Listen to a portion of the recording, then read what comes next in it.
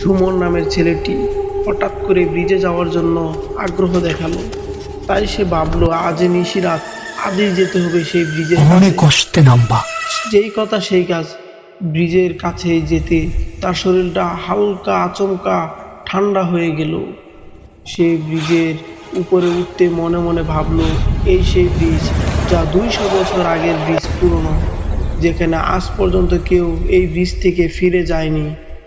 তাই সে চুপ করে একটি টর্চ হাতে নিয়ে ব্রিজের এক কোনায় দাঁড়িয়ে রইল। হঠাৎ করে দেখতে পেল একটি লোক খাটকির উপর শুয়ে আছে। তারপর কিছু লোক মাথায় টুপি, বিশাল বড় বড় দুব্বা এবং পাঞ্জাবি পরা লোক এসে সেই খাটকি থেকে লাশটি নিয়ে ব্রিজের উপর দিয়ে যেতে লাগলো। কিন্তু এর ভিতরেই তার মনে হলো যে খুবই সুন্দর একটি সুঘ্রাণ বইছে বাতাসে। সুমন ভাবলো এই ঘ্রাণ হচ্ছে জান্নাতি ঘ্রাণ। কিন্তু কিছুক্ষণ পর লাশটি যখন নিয়ে ওরা চলে গেল, তখনই মনে হলো সুমনের কাছে এমন একটি বিশ্রী গন্ধ, যে গন্ধে সুমন অজ্ঞান হয়ে গেল। সে অজ্ঞান হওয়ার পরে সে সকালে ঘুম থেকে উঠে দেখে বালুর চরে সে শুয়ে রয়েছে।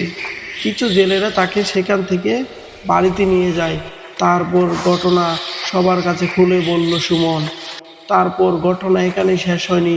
সুমন রাতে স্বপ্নে দেখে তুই যে আজ থেকে অনেক দিন আগে ছোটবেলায় কোনো একটা উপকার করেছিলি কেউয়ের, যে কারণে তোকে মারতে পারিনি। না হলে ওই জিনটা যদি না থাকতো তাহলে ঠিকই মাইরা ফেলাইতাম।